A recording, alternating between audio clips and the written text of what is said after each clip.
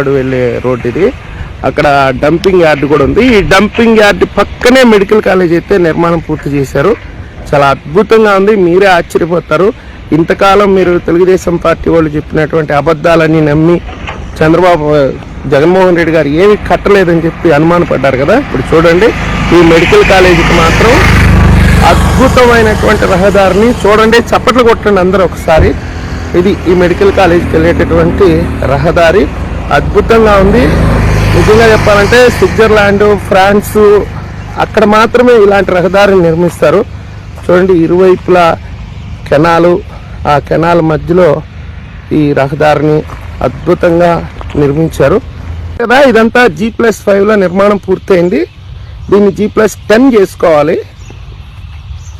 రోగులతో మొత్తం హాస్పిటల్ అంతా కిటకిటలు ఆడిపోతా ఉంది.